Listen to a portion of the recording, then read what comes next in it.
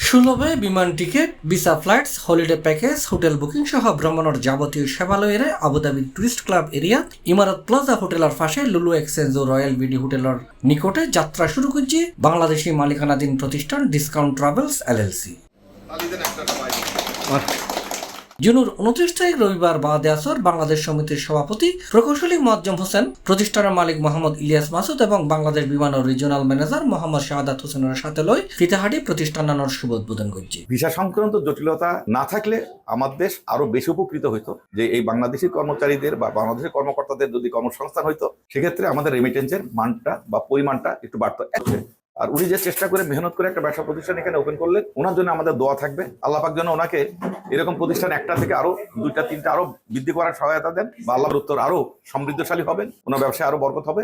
আমাদের প্রবাসী ভাইয়েরা ওনার এখান থেকে ওনার নামটাই উনি দিয়েছেন ডিসকাউন্ট ট্রাভেল। তার মানে ওনার ইন্টেনশনটা হয়তো খুব বেশি প্রফিটে করবেন না, যতটুকু পারে ওনার নিজের ইয়ের মধ্যে উনি এর সর্বোচ্চ ডিসকাউন্ট দিয়ে আমাদের প্রবাসী ভাইদেরকে উনি সার্ভিসটা দিতে পারবেন। সাথে সাথে উনি বাংলাদেশ বিমান এয়ারলাইন্সের টিকিটও আশা করি উনি অ্যারেঞ্জমেন্ট করবেন, কিভাবে বাংলাদেশ বিমান টিকিটও উনি এখান থেকে করতে পারেন সেটাও করতে পারেন, এবং আমরা ওনাকেও সহযোগিতা করব।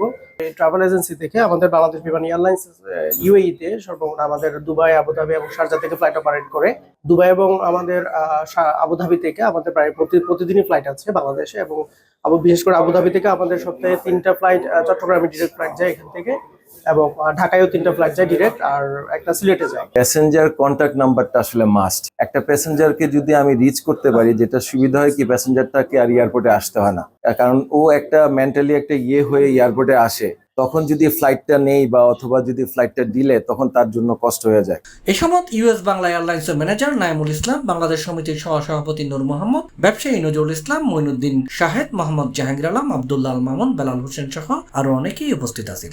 তারা এই প্রতিষ্ঠানের সফলতা কামনার পাশাপাশি বাংলাদেশি প্রবাসী হলরে এই দেশীয় প্রতিষ্ঠানের আইবের আহ্বান জানায়। আপনারা সবাই ওনার প্রতিষ্ঠানে আসবেন। আমি যতটুকু জানি উনি অনেক সিনসিয়ার লোক, ভালো সহযোগিতা পাবেন। ইলিয়াস মাসুদ ভাইকে ধন্যবাদ, শুভেচ্ছা জানাচ্ছি আমরা। উনি ডিসকাউন্ট ট্রাভেলস ওপেন করছেন, তো ওনার জন্য দোয়া কামনা রইল। এখানে আসবেন, টিকিট নেবেন, ডিসকাউন্ট দিব, সমস্যা নাই।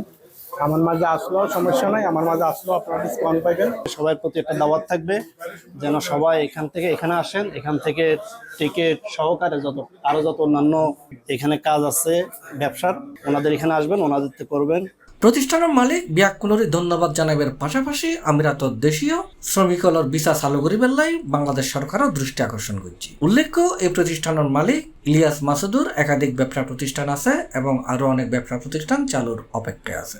সরকারের কাছে আমার আবেদন, কূটনৈতিক প্রচেষ্টায় যেন আমাদের দেশের ভিসাটা খুলে দেয়, অথবা এখানে অভ্যন্তরীণ যেন ট্রান্সফারটা খুলে দেয়, যাতে আমরা বাংলাদেশি যারা আছি তারা যেন অন্তত আমরা বাংলাদেশি শ্রমিক নিয়ে আরো বেশি করে ভালোভাবে ব্যবসাটা যেন আরো উন্নত করতে পারি এবং কি কর্মসংস্থান তৈরি করতে পারি।